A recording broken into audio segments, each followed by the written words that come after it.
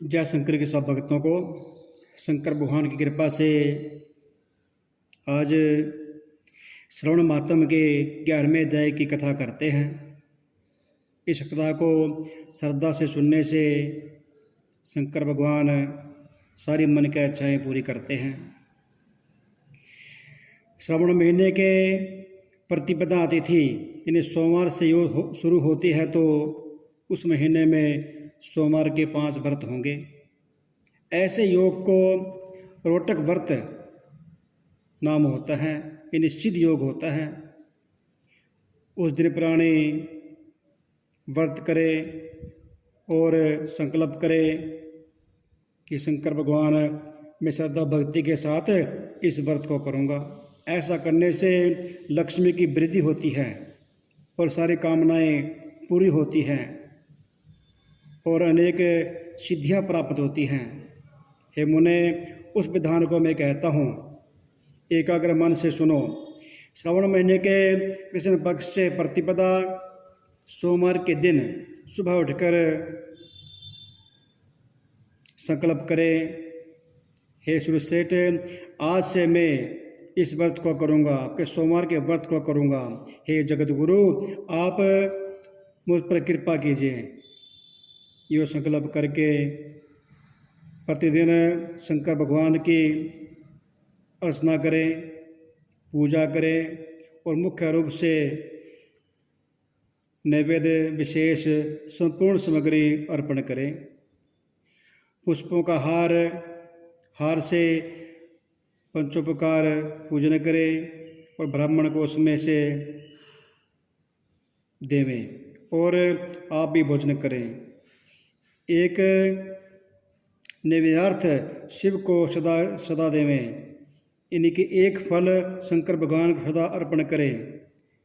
यो 7 सागर के सहित जो भूमि दान करता है तो उसका जितना फल प्राप्त होता है वह इस व्रत के सुविधि करने से प्राप्त हो जाता है। अतुल धनार्थी हर साल इस व्रत को करें। उद्यापन में शंकर भगवान की यथाशक्ति मूर्ति को लें और सिंहासन में विराजमान करके शिव मंत्र द्वारा घी तथा सुंदर बेलपत्र से पूजन करें, हवन करें। हे तात, इस प्रकार व्रत करने पर सब कामना पूरी होती हैं।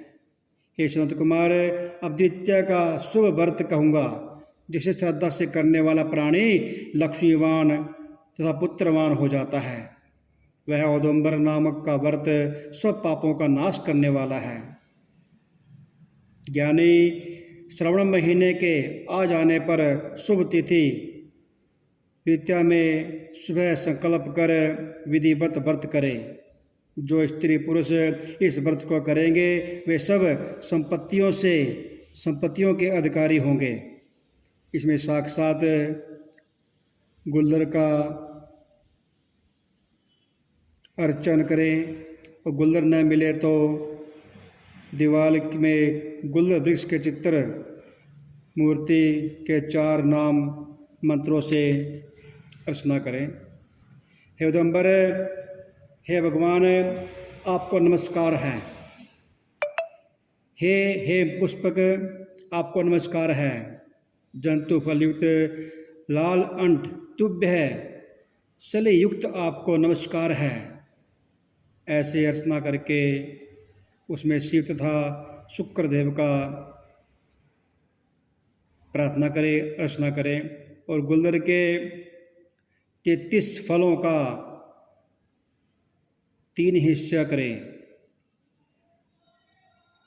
33 फलों के 3 हिस्से करें। उनमें से 11 फल भगवान शंकर को अर्पण करें और 11 फल ब्राह्मण को अर्पण करें और 11 फल स्वयं ग्रहण करें और फिर भोजन करें।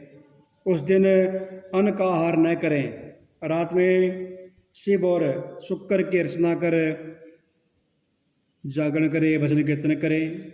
हे तात, इस तरह इस तरह से हर साल व्रत करने पर बाद में उसका उद्यापन करें, विधान के अनुसार ब्राह्मणों को भोजन करावें। हे वत्स, इस तरह व्रत करने से जो फल होता है उसको मैं तुमसे कहता हूँ, सुनो। जैसे यह पेड़ बहुत जीव तथा फलों से युक्त हैं, वैसे ही साधक जो व्रत करता है बहुत से पुत्रों वाला होता है, उसके वंश की वृद्धि होती है। जैसे सोने के फूलों से युक्त पेड़ है, वैसे ही व्रती भी लक्ष्मीवान होता है, विद्यावान होता है। और